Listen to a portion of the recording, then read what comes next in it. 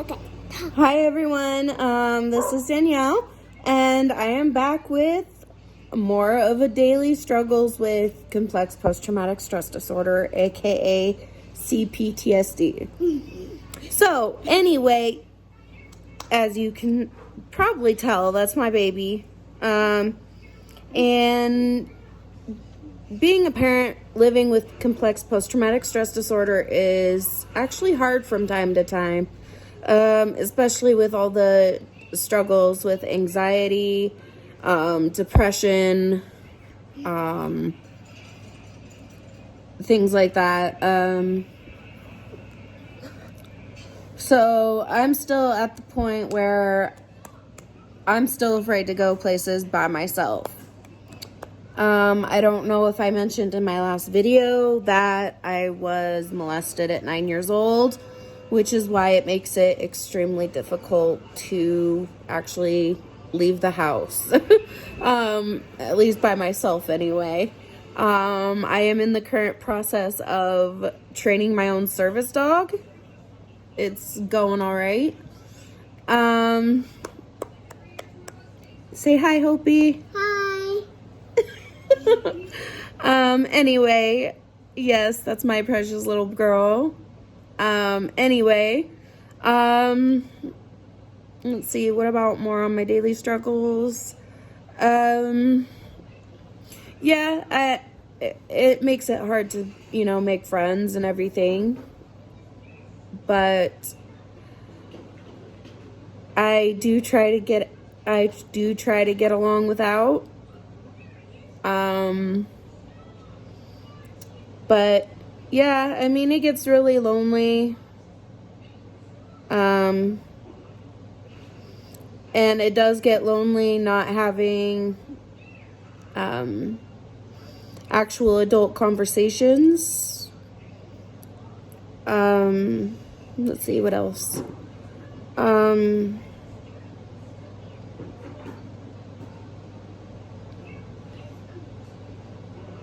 What else?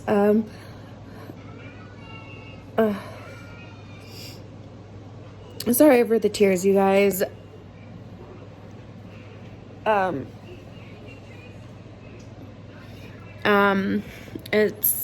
It makes my trust issues really bad. Because, my abandonment issues, it makes it really difficult. And I feel like sometimes, nobody's going to want to deal with all that. So trying to get back into the dating world is kind of hard on me, especially as a single mom. But, my baby always comes first. I'm also trying to train my own service dog so I can actually get back into the working world, because I really do want to be able to work. That's actually what I want more than anything. But yes, my baby girl likes to be in the spotlight sometimes.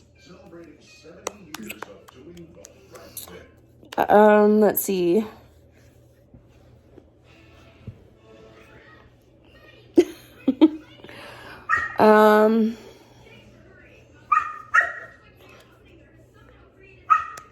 But yeah. Great phone, Mom. So about why I have abandonment issues.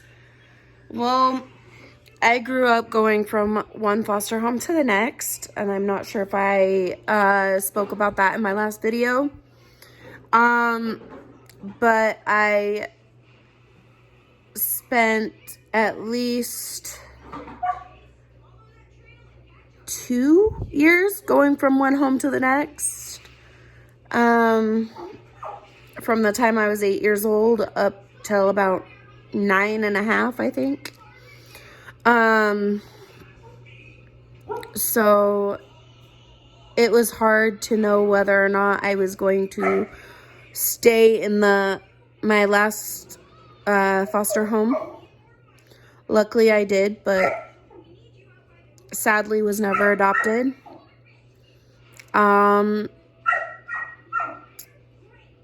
It was also a struggle when I ended up meeting up with my brother and my sister after 14 years of being separated from them. But, you know, to this day, my siblings and I are not on speaking terms,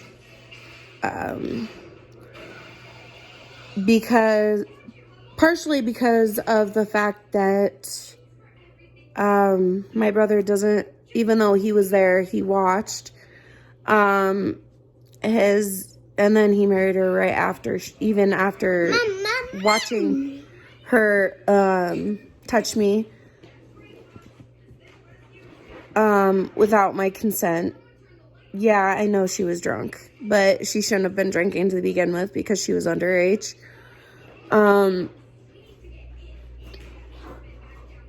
So, I mean, and that was hard. Part of the reason why my brother and I are not on speaking terms is because she manipulated my brother into thinking that I wanted their child to go into foster care. But even after I told them I didn't want their child to go to foster care, because I know what it's like. I literally know what it's like. It's not fun.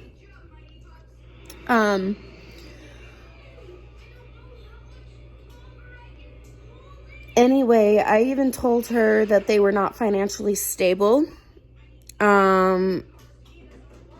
And with my brother's bipolar and him not taking his meds all the time, I didn't think it was good for them to have children. But I guess it turned out she was pregnant already.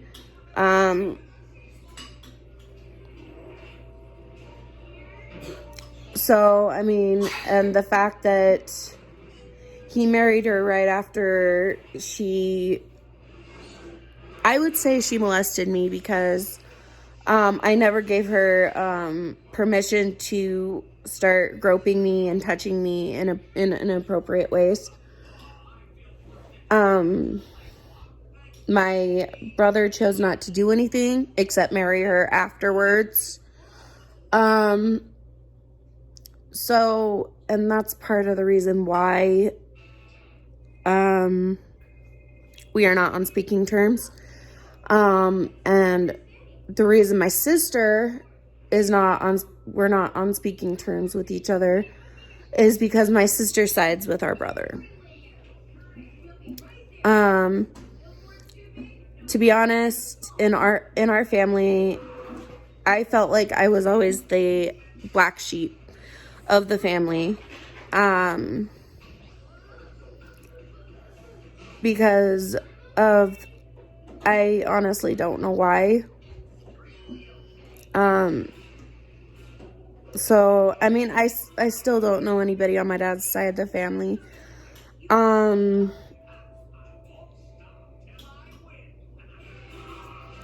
But if they're out there, I just hope they'd be willing to accept me, because I would give anything to have an actual family that cares about me and accepts me for me. My mom, on the other hand, she would constantly tell me that PTSD and complex post-traumatic PTSD does not exist.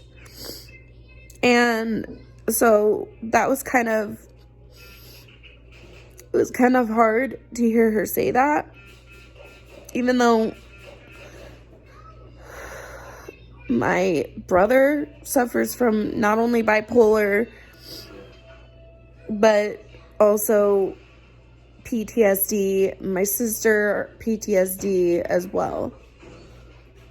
And so, I mean, it's because of her, our mom, that we suffer from what we do. Because she was constantly putting us in danger. And I want to get it out there that complex PTSD and PTSD does exist. It's not just some made-up disorder.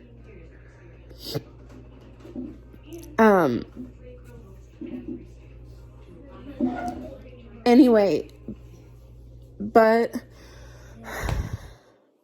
my sister was able to overcome hers and start working. Mine had gotten to be completely debilitating. I think she probably didn't suffer from PTSD as complex PTSD as bad because when we went into foster care, she actually got out at the age of 6 because her dad got custody.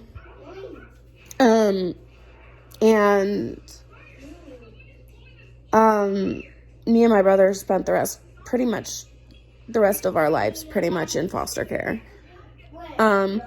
He probably finally got adopted. Me, I was the only one out of me and my brother that didn't get adopted. And I'm not sure if it was because I was the oldest, but I would give anything to have family that cares about me. That's all I ever wanted. But because I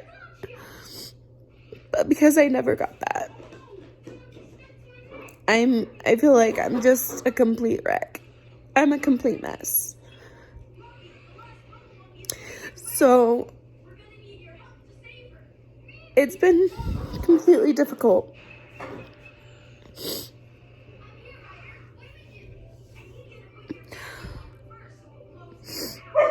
Sorry, and I'm sorry for all the tears. It does make it hard to talk about. And because I've struggled so much with anxiety, depression, night terrors, flashbacks, emotional flashbacks, things like that. It makes it so hard. But anyway,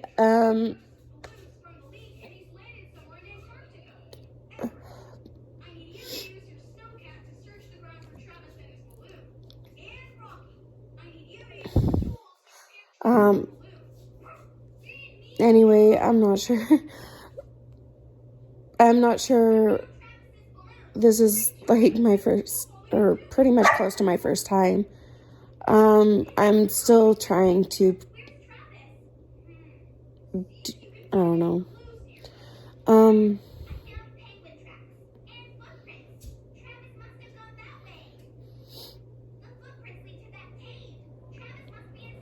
But, anyway, please like this video and subscribe if this was okay. I would like some feedback. And please like and subscribe if they're more informative of complex PTSD. Anyway, thank you all.